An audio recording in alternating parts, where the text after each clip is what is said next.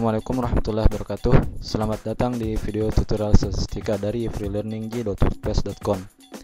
Ini adalah bagian pengantar dari 7 video tutorial yang insyaallah akan membahas tentang aplikasi program SPSS dalam menyelesaikan kasus-kasus statistika parametrik.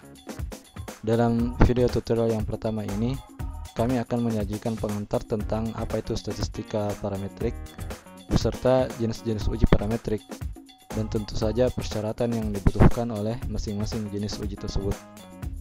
Secara umum berdasarkan distribusi datanya, analisis statistika dapat dibagi atas statistika parametrik dan non-parametrik.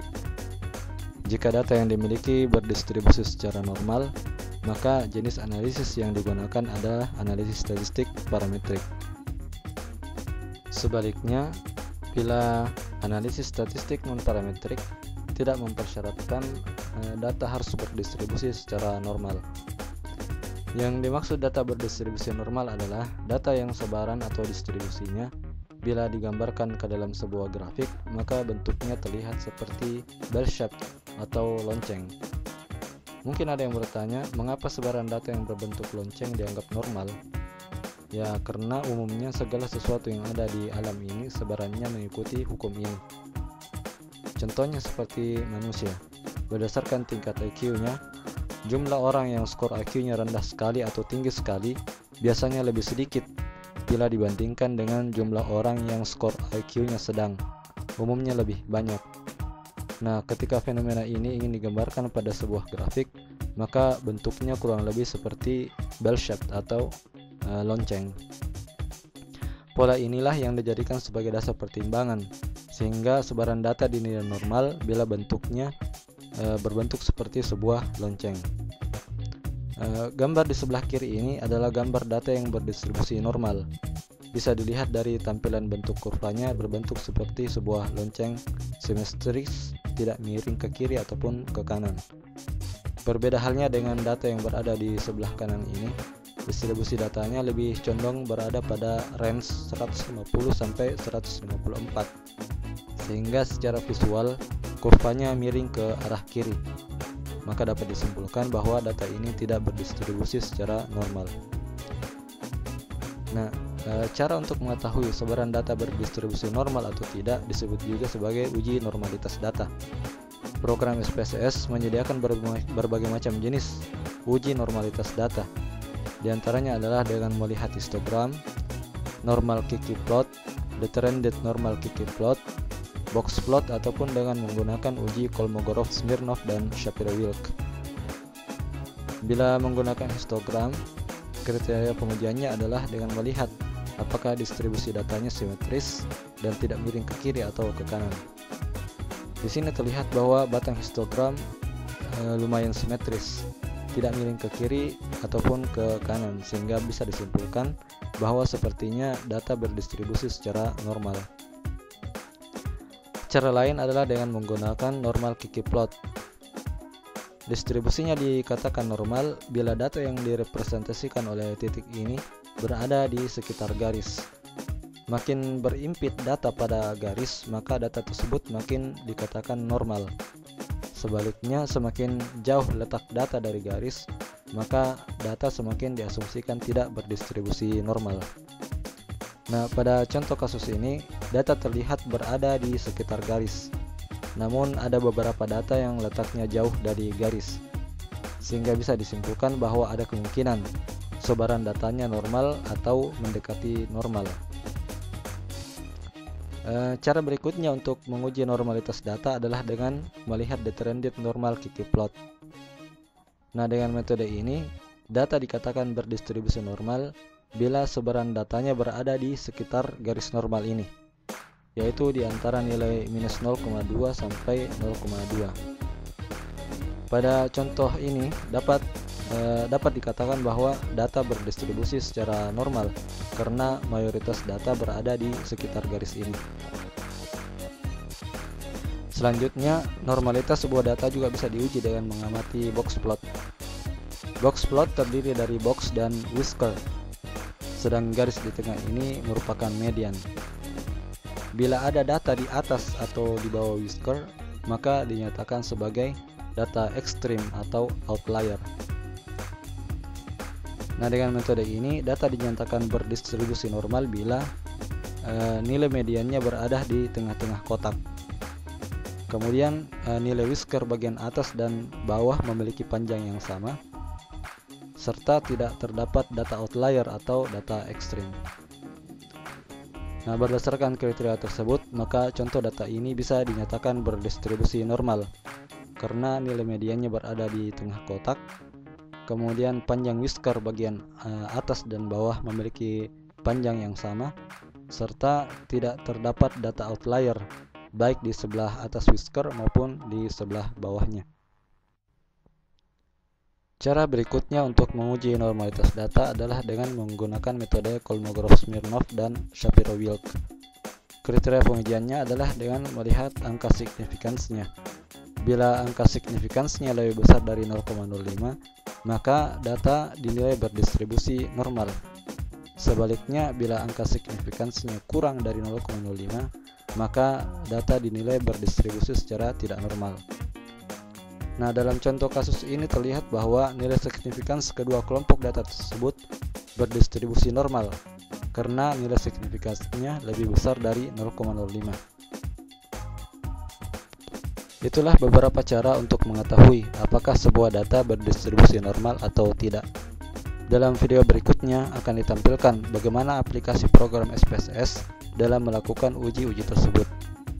Namun jenis uji normalitas yang lebih ditekankan pada video tutorial berikutnya adalah uji Kolmogorov-Smirnov dan Shapiro-Wilk. Selain karena pertimbangan cara yang lebih praktis, juga karena cara tersebut lebih objektif karena sifatnya yang kuantitatif, sehingga bebas dari bias subjektivitas si pengguna data.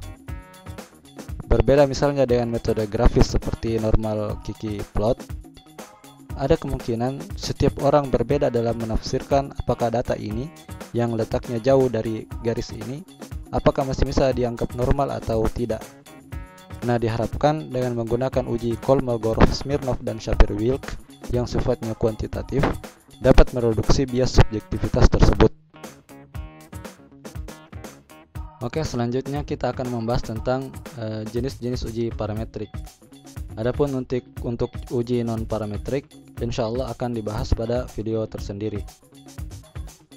Nah, berdasarkan jumlah sampelnya, jenis uji parametrik dapat dibagi atas uji T1 sampel, uji T2 sampel, dan uji ANOVA. Bila hanya terdapat satu sampel yang akan dibandingkan, maka uji yang digunakan adalah uji T1 sampel. Misalnya bila produktivitas tanaman petani A sebesar 5 ton per hektar ingin dibandingkan dengan produktivitas rata-rata petani lain pada lahan sawah di sebuah kecamatan misalnya, maka jenis uji yang tepat untuk digunakan adalah uji T1 sampel, mengingat hanya ada satu sampel yang akan diuji. Nah, selanjutnya bagaimana aplikasi program SPSS untuk menyelesaikan kasus uji T1 sampel ini dapat Anda tonton pada video kedua. Berbeda halnya bila jumlah sampel yang akan dibandingkan terdiri atas dua grup sampel, maka jenis uji yang digunakan adalah uji T2 sampel independen atau uji T2 sampel berpasangan, tergantung pada hubungan antar sampelnya. Maksud dari hubungan antar sampel adalah apakah dua buah grup sampel yang akan dibandingkan berpasangan atau tidak berpasangan.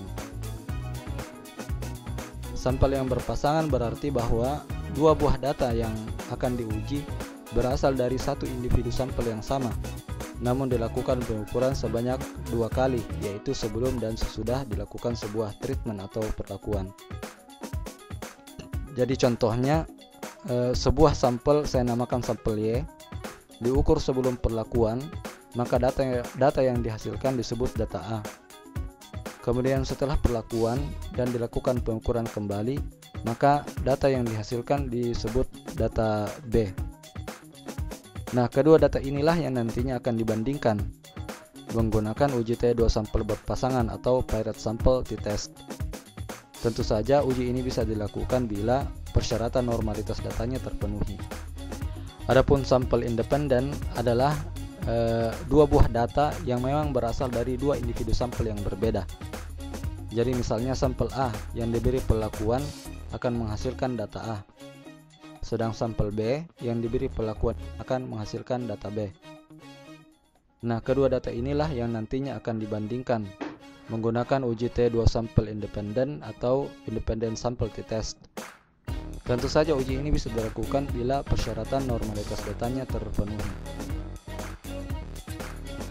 Oke, pembahasan lebih lanjut tentang contoh kasus yang terkait dengan uji T2 sampel berpasangan dan uji T2 sampel independen secara lebih detail akan dibahas pada video ketiga dan keempat. Selanjutnya, bila sampel lebih dari 2, maka jenis uji yang digunakan adalah jenis uji ANOVA atau Analysis of Variance. Nah, uji ANOVA berdasarkan jumlah faktornya dapat dibagi atas uji ANOVA satu arah atau one way ANOVA dan uji ANOVA dua arah atau two way ANOVA. Yang dimaksud dengan faktor adalah variabel bebas atau variabel yang dapat mempengaruhi respon. Jadi bila seorang peneliti ingin mengetahui pengaruh dosis pupuk urea terhadap produktivitas tanaman padi, maka produktivitas tanaman padi bertindak sebagai variabel respon yang dipengaruhi oleh faktor atau variabel bebas berupa dosis pupuk urea. Selanjutnya, faktor atau variabel bebas berupa dosis pupuk urea tersebut dapat dibagi lagi ke dalam beberapa taraf. Misalnya 150 kg per hektar, 200 kg per hektar, 250 kg per hektar, dan 300 kg per hektar. Masing-masing taraf inilah yang menjadi perlakuan. Jadi misalnya perlakuan A adalah pemberian pupuk urea dengan dosis 150 kg per hektar. Perlakuan B adalah pemberian pupuk urea dengan dosis 200 kg per hektar dan seterusnya. Nah, karena jumlah perlakuan pada contoh kasus ini yang akan dibandingkan lebih dari 2, maka sangat tidak efektif dan tidak direkomendasikan untuk menggunakan uji T. Maka jenis uji yang tepat adalah jenis uji ANOVA. Nah, sekarang apa perbedaan antara one way ANOVA dan two way ANOVA? Seperti pada contoh kasus tadi, bila kita ingin mengetahui apakah ada pengaruh perbedaan dosis pupuk yang bertindak sebagai variabel bebas atau faktor terhadap variabel respon, dalam hal ini adalah produktivitas tanaman padi. Nah, dalam kenyataannya bukan hanya dosis pupuk yang mempengaruhi produktivitas tanaman padi, tetapi juga dipengaruhi oleh faktor lain, misalnya faktor kesuburan tanah. Seperti dalam contoh kasus ini, secara teoritis blok yang berada di sebelah kanan ini lebih subur dibandingkan dengan blok yang di tengah dan blok yang berada di sebelah kiri, karena tingkat kesuburan tanahnya menurun seiring dengan semakin jauhnya blok tersebut dari saluran irigasi. Nah, dalam uji one way ANOVA, faktor kesuburan tanah antar blok ini tidak secara khusus dimasukkan sebagai sumber keragaman data, sehingga analisis studi keragamnya hanya berlangsung satu arah, yaitu antar perlakuan. Berbeda dengan uji two way ANOVA, faktor kesuburan tanah antar blok ini dimasukkan sebagai salah satu sumber keragaman data, sehingga sumber keragamannya tidak hanya satu arah antar perlakuan, namun juga antar blok. Oke, untuk keterangan lebih lanjut tentang bagaimana mengaplikasikan program SPSS untuk menyelesaikan kasus statistika yang berkaitan dengan uji one way ANOVA dan two way ANOVA, silakan tonton video ke-5 dan ke-6. Itulah beberapa jenis uji parametrik yang akan kami sajikan pada video tutorial berikutnya. Dan sekali lagi, jenis uji tersebut baru bisa digunakan apabila asumsi atau persyaratannya terpenuhi. Namun bagaimana bila asumsinya tidak terpenuhi? Misalnya bagaimana bila datanya tidak berdistribusi normal?